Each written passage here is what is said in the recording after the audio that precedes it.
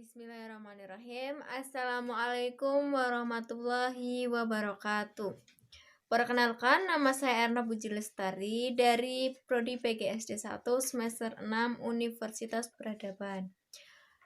Video ini dibuat guna memenuhi tugas individu mata kuliah evaluasi pembelajaran yang diampu oleh dosen Bapak Anwar Ardani, Magister Pendidikan. Di sini saya ingin menjelaskan tentang apakah sama antara penilaian dan pengukuran. Mari kita kupas satu persatu. Yang pertama adalah pengukuran. Dalam buku Word Edwin and Gibbon pada 1957 halaman 1, pengukuran diartikan sebagai proses untuk menentukan luas atau kuantitas sesuatu. Dengan pengertian lain, pengukuran adalah suatu usaha untuk mengetahui keadaan sesuatu seperti adanya yang dapat dikuantitaskan. Hal ini dapat diperoleh dengan jalan tes atau cara lain. Pengukuran diartikan sebagai kegiatan membandingkan hasil pengamatan dan kriteria. Pengukuran dinyatakan sebagai proses penetapan angka terhadap individu atau karakteristiknya menurut aturan tertentu. Itu menurut Abel and Frisby pada tahun 1986 halaman 14. Sedangkan menurut Allen and Yen mendefinisikan pengukuran sebagai penetapan angka dengan cara yang sistematik untuk menyatakan keadaan individu. Dalam buku Jemahri Madapi tahun 2000 halaman 1. Esensi dari pengukuran adalah kuantifikasi atau penetapan angka tentang individu, karakteristik atau keadaan individu menurut aturan-aturan tertentu. Keadaan individu ini bisa berupa keadaan kemampuan kognitif, afektif, dan psikomotorik.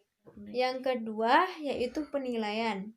Penilaian atau assessment hasil belajar merupakan komponen penting dalam kegiatan belajar atau pembelajaran.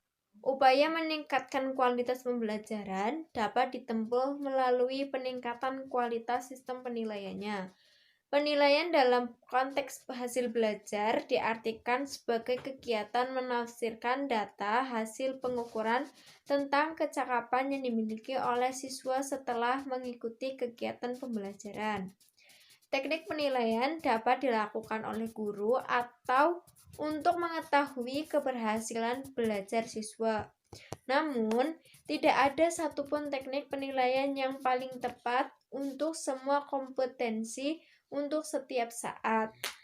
Secara umum, penilaian terhadap hasil belajar dapat dilakukan dengan cara tes. Dalam tes ada beberapa tes, yaitu baik tes tertulis, tes lisan, maupun tes perbuatan. Lalu ada pemberian tugas, penilaian kinerja, penilaian proyek, penilaian hasil belajar atau kinerja peserta didik, dan penilaian sikap, serta penilaian berbasis portofolio. Jadi kesimpulannya, menurut saya penilaian dan pengukuran itu berbeda. Jika pengukuran itu lebih fokus ke kognitif, afektif, dan psikomotorik anak. Kemampuan kognitif, kemampuan si peserta didik dalam memahami apa yang telah disampaikan oleh guru dalam pembelajaran. Terus kemampuan afektif, yaitu sikap si anak selama pembelajaran berlangsung. Terus kemampuan psikomotor, kemampuan si anak dalam mengaplikasikan keterampilan yang bisa dilakukan setelah pembelajaran berlangsung.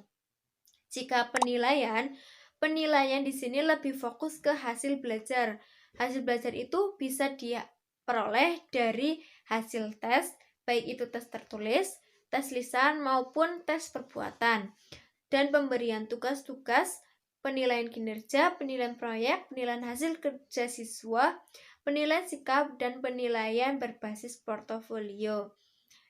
Jadi, penilaian itu lebih fokus ke hasil belajar yang sudah dilakukan siswa selama pembelajaran berlangsung.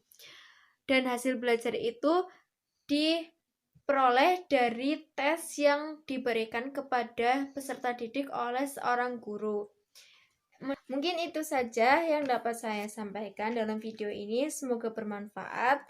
Wabillahi taufiq wal hidayah. Wassalamualaikum warahmatullahi wabarakatuh.